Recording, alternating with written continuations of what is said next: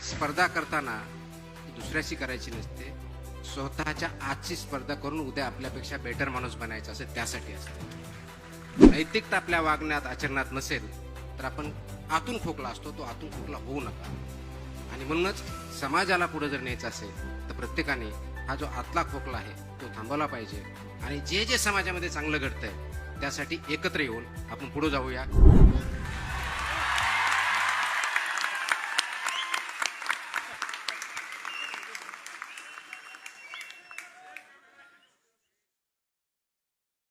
खरं तर मी आज व्यासपीठावर बसण्यासाठी किंवा बोलण्यासाठी आलो नव्हतो. माझ्यावरती जे पुस्तक लिहिलं आहे आणि त्याचं उद्घाटन विमोचन ज्यांच्या हस्ते होणार होतं त्यांचे विचार ऐकण्यासाठी आलो होतो. परंतु आपल्या हात अग्राखातर फक्त बोलताय म्हणून मला बोलता येणार नाही आहे. कारण हा क्षण माझ्यासाठी अत्यंत मोठा आहे. शब्दात मला भावना व्यक्त करता येणार नाहीत. मी ते पुस्तक वाचलेलं नाही. आत्ता मला भेटलं आहे त्याच्यामुळे मी वाचेल.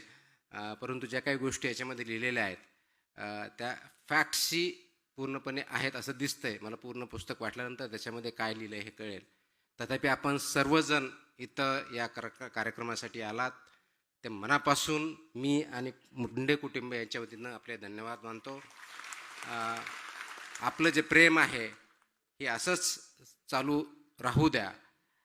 माझ्या परीनं, आमच्या कुटुंबाच्या परीनं जेवढे प्रयत्न मला ह्या लोकसेवेसाठी करता येतील तेवढे मी करत राहील. माझं फक्त 2 वाक्य आहेत की स्पर्धा परीक्षेमध्ये यश किंवा अपयश हे अंतिम नाही आहे. स्पर्धा परीक्षा किंवा पद हे फक्त माध्यम आहे. आणि स्पर्धा परीक्षेची जो तयारी करतो तो कधीच फेल होत नाही, कधीच फेल होत नाही. त्याचं कारण असं आहे, स्पर्धा करताना ती दुसऱ्याशी करायची नसते. स्वतःच्या आजची स्पर्धा करून उद्या आपल्यापेक्षा बेटर माणूस बनायचा असेल त्यासाठी असते. त्याच्यामुळे आपण त्याच्यातून शिकून एक चांगला माणूस, एक चांगला समाजातला घटक आणि स्वतः कुटुंबाप्रती आणि समाजाप्रती असलेली भावना व्यक्त करण्यासाठी आपण बेटर जर झालं तर समाज उच्च लेवलला जायला जास्त वेळ लागणार नाही. त्यासाठी आपण सर्वांनी प्रयत्न करावेत. स्पर्धा परीक्षेच्या पाठीमागं, कारण इथं बरेच यंगस्टर आहेत, मी अनेक वेळेस बोललेलो आहे.